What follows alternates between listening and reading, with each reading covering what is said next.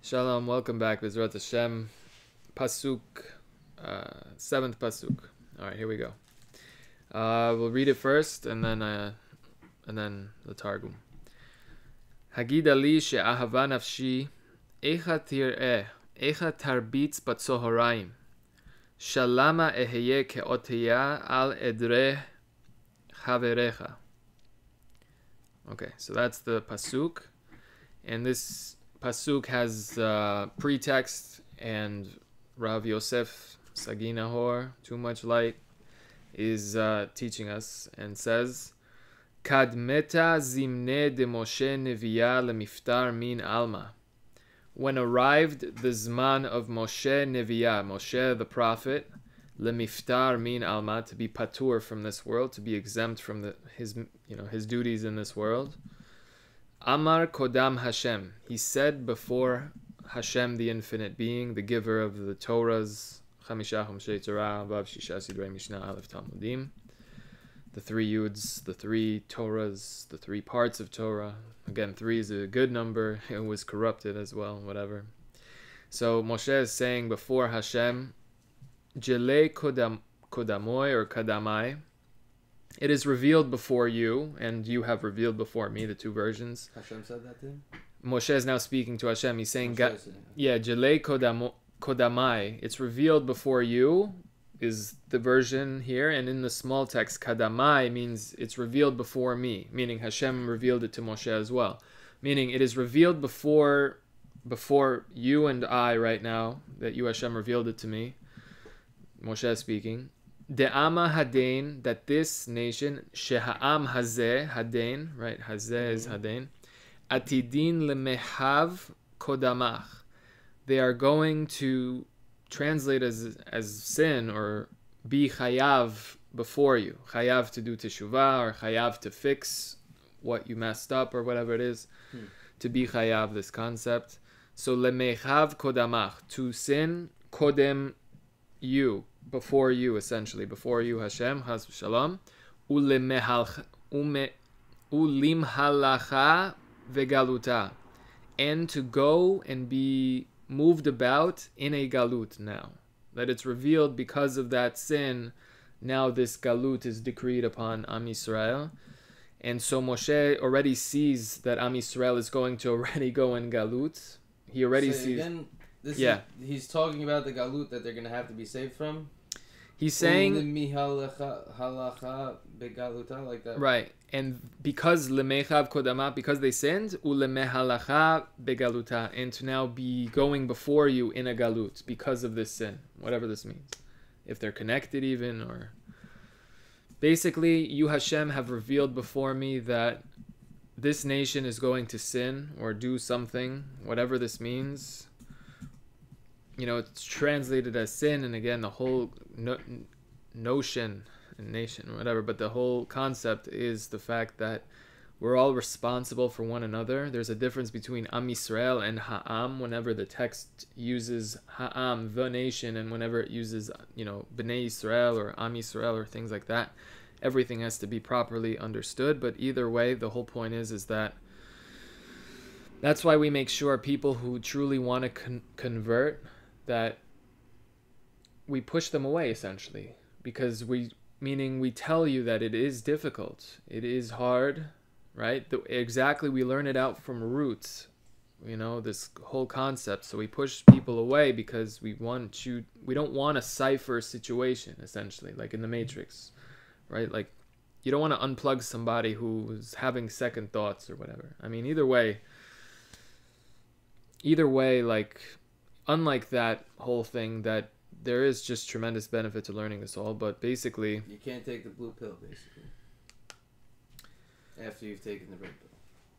Exactly, right. And so you want to make sure of your choice, and you want to make sure of these kinds of things. Why? Because if not, God forbid, if a person's not sincere also, now that you become Am Yisrael, let's say you sin now, you fall back to your previous gods that you didn't denounce fully, or you fall back to your old ways, you're now falling down as a Yisrael, and it lowers the whole concept of Yisrael, which brings up another concept of the fact that karet is actually it's a safety mechanism in a way. I haven't seen anybody really discuss, but basically a sin that would cause karet means that person is cut off, meaning that they can't affect the soul, right, of Am Yisrael, but they still need God, because karet is otiot keter, that only God, the king, can pardon, and can Hashem in the Ne'eman Hatale Achayot Metzim, you Hashem can resurrect, because you do that every day essentially. But yeah, so Moshe is speaking essentially now, saying that you Hashem have revealed to me already that there's going to be some horrible event that occurs and teaches all these different things, and the nation is going to have to go begaluta. So now Moshe is saying, Hagida li, Hagida is Gimel Daled, give me something that I lack, meaning tell me information that I would not have, like fill me in on something that I don't have. Hagida li, tell me, she'ahava nafshi, you that loved did my soul, to be literal, meaning she'ahava nafshi, that my soul loves. You Hashem is what my soul loves. So Hagida li she'ahava nafshi, tell me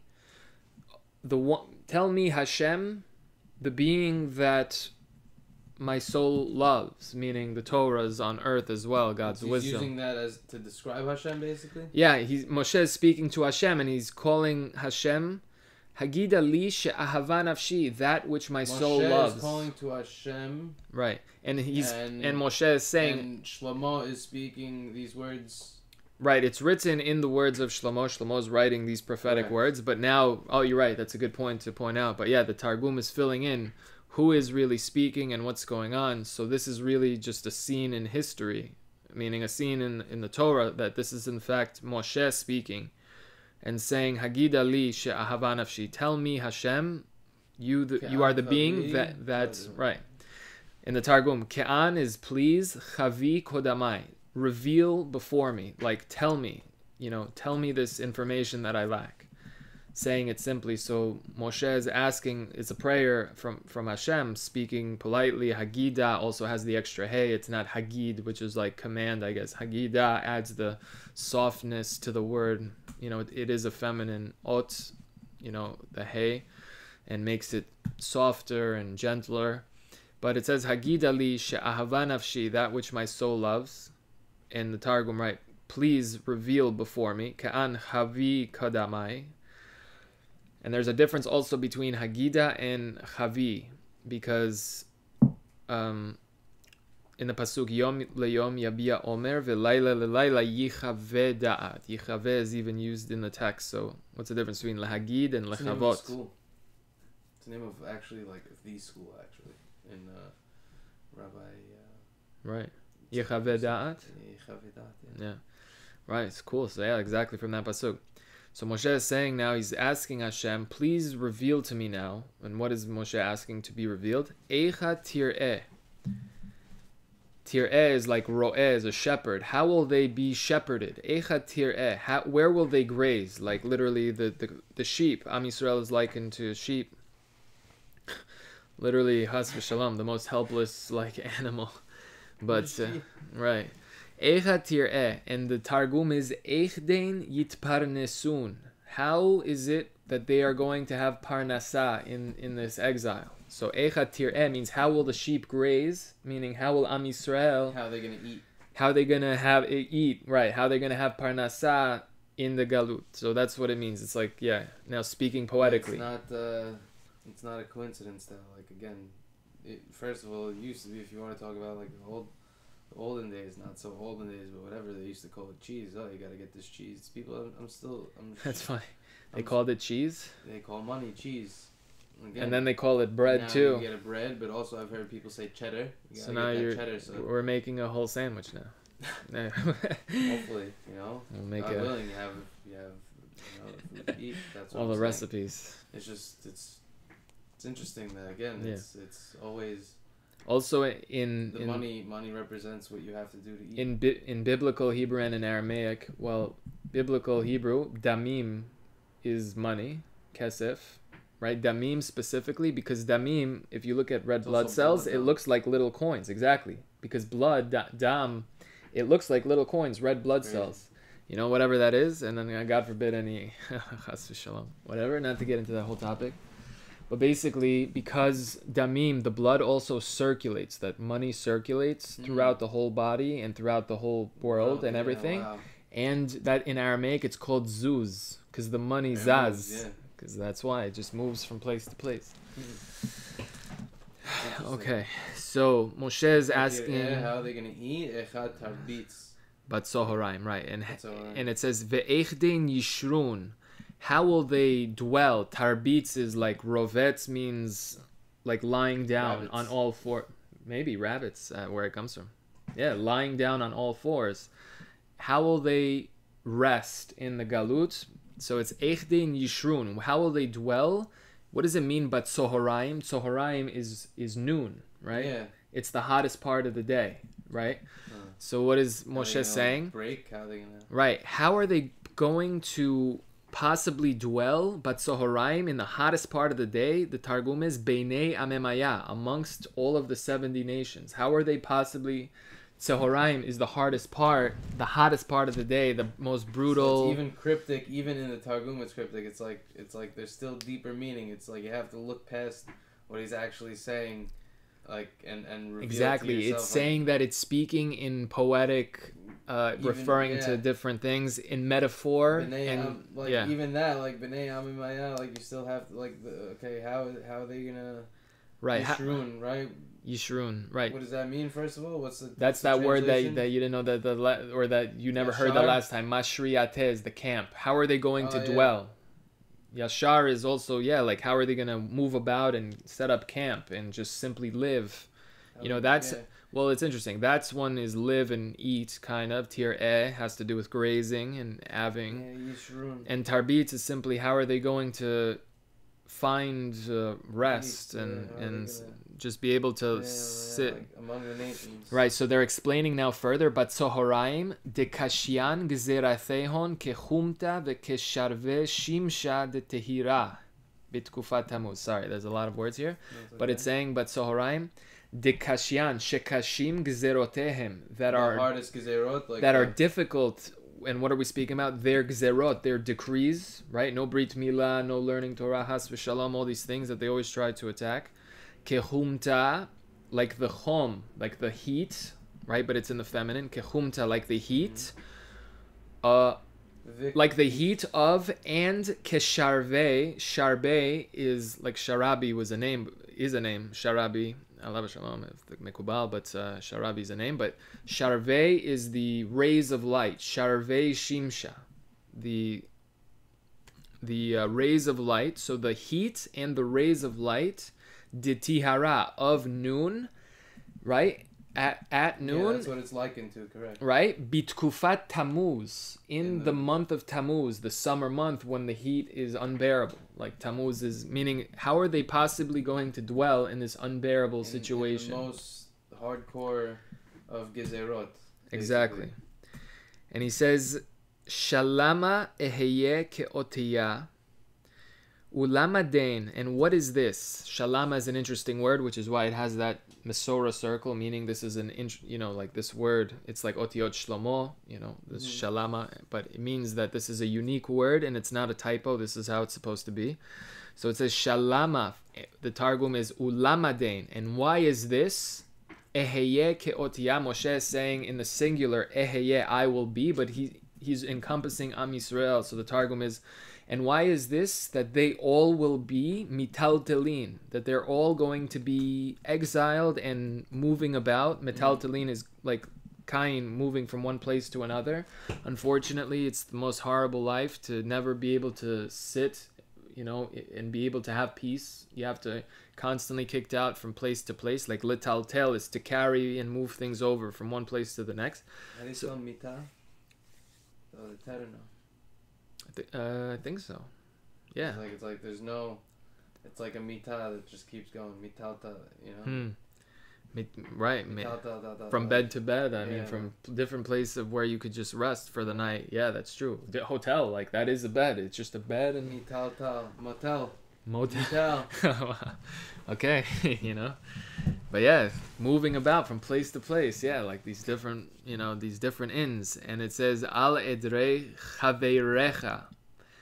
On the edrei, eder is a flock, edrei is in plural. So the plural flocks of chavrecha, of your chaver. And chaver is an interesting word.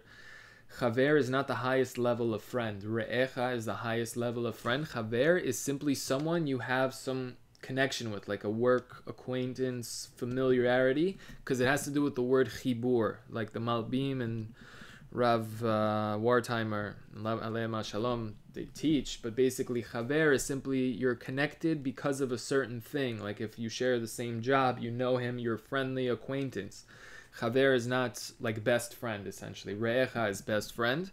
That's why it says ve'ahavta l're'acha kamocha. You should, try to treat your best friend like yourself, right? It's hard to treat everybody like yourself, so I guess that's the solution, that it's speaking so specifically. But yeah, here it says chavrecha means that you have some kind of chibur and some kind of connection, because chaver also flip it, is otiot cherev, which is a sword that cuts. So korban is the opposite. So like chaver is a connection that could be severed, chas v'shalom, and whatever. We try to build good connection, whatever. But what does this mean? Al edrei chaverecha. And why are they going to be walking about exiled between the flocks? What does it mean, chavrecha, of your acquaintances? Bnoi de Esav v'Yishmael, the children of Esav and Yishmael. De mishtapfin lach ta'avathon lechavraya, that are meshutafim, that they make us connected, they make us linked, they link to you, mishatfin lach, they link to you, ta'avathon, their own mistaken lusts or mistaken ideas and ideologies, and lechavraya, and that is also, if it's referring now to Am Yisrael or speaking about, that's what it means, lechavraya, or lechavraya, that it destroys not only God's name but our name on earth. Mishatfin? De mishatfin, that they make associated, meshutaf, they make it like joined to you. Meshatfin lach ta'avathon, they make attached to God their mistaken understandings and ta'ava and lusts, right? If it's lust, their lusts, yeah, that's ta'ava. Their lusts and mistaken ideology, because it also has ta'ut. With a ta'ut is a mistake. I don't know if that's only modern Hebrew, but we have to verify. But basically, this one, the same concepts that I've seen explained, either a mistaken idea, they're usually linked, mistaken logics and ideas. And ta'avathon is their lusts, that whatever, lechavraya, and like that they associate to Am Yisrael too, if chavraya is referring to Am Yisrael here, or something else, or simply meaning referring to Esav and Yishmael. So Moshe is saying, so why are they going to be going about metaltelin from one place to the next, Beinei Edrei, and having to go amongst Esav and Yishmael that attach to you their depraved ideologies, and to us they teach us their ways, right? And they teach us their ways as well, right? And they try to associate this corruption. It destroys God's name on earth, believing those kinds of things, or believing these kinds of things, or essentially changing the word of the infinite God who gave one Torah. The infinite doesn't make mistakes, God forbid, and all these kinds of things.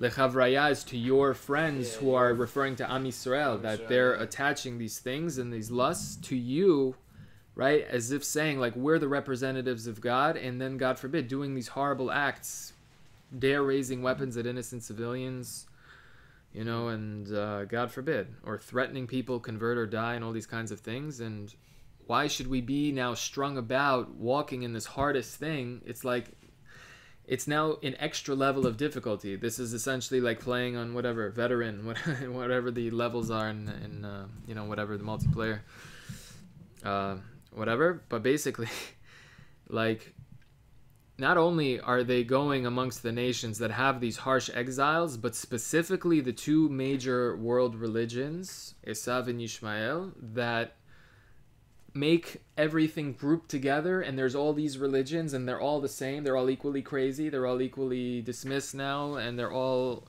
God forbid, all these kinds of things. And yeah, I think we got the point of here. Yes. All right, so we should we pause it here or continue with... Yeah, that's a pasuk right there. Right, because not every pasuk is as long, but yeah, I guess we could do. Okay. So, Bezrat Hashem, see you in the next